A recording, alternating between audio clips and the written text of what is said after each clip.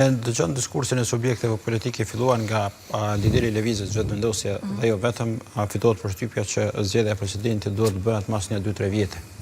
Ndërkohë që afatet janë... Pse besoni kështu? Po thot që i kemi një 2-3 hapa fillimisht, pastaj me ardhur deri te hapi i radhës, ndërkohë që afatet, siç e thash, janë shumë të shkurtra. Është më pak se një muaj brenda asaj duhet të përfundohet edhe çështja e zgjedhjes së presidentit, sepse referohen në 86 të Kushtetutës, paragrafi 2, zgjedhja e presidentit të ri duhet të bëhet jo më vonë se 30 ditë para përfundimit të mandatit të presidentes aktuale në rastin konkret. Dhe nëse një gjë e tillë nuk ndodh, si procedohet tutje? Fillimisht duhet të thënë që dispozita, formulimi edhe në versionin në gjuhën shqipe, edhe në versionin në gjuhën angleze, është e natyrës imperative, është e natyrës detyruese.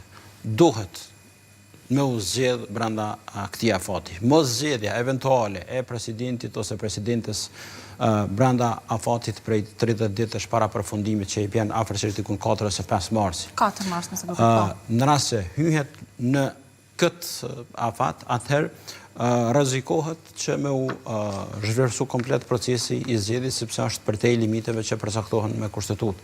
Dhe vendi ynë duhet me ndërtu një sistem në cilën mund të bëhen kompromise, por jo deri në shkallën ku diskutohen edhe afatet qoftë ligjore aq më tepër kur kemi të bëjmë me afate kushtetuese.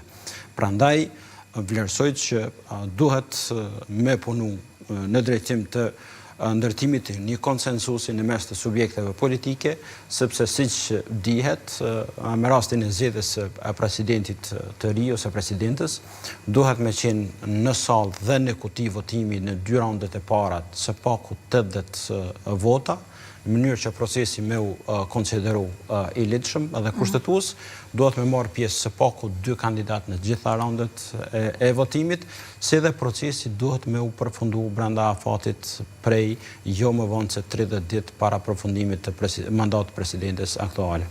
Në rast se nuk kemi, reflektim mbi bazën e këtyre standardeve, atëherë natyrisht që është një dështim i skenës aktuale politike, e që nënkupton që mund të kemi zgjedhje të reja. Mbetet të shihet, në rast se do të kemi reflektim, të asaj që duhet një kompromis për faktin se 80 votëshi e nënkupton si të domosdoshëm diskutimin në mes të subjekteve politike. Që është e vërteta, vendi deri tash asnjëherë nuk ka shkuar në zgjedhje për shkak të dështimit të presidentit ose presidentes, por natyrisht siç njihet, gjithçka mund të ndodhë për herë të parë, por megjithatë mbetet të shihet. Unë jam optimist që subjektet politike do të arrijnë një marrëveshje të tillë, ta gjejnë një kandidat të pranueshëm, në mënyrë që të ecë tutje, sepse vërtet është humbur shumë kohë gjatë kësaj periudhe të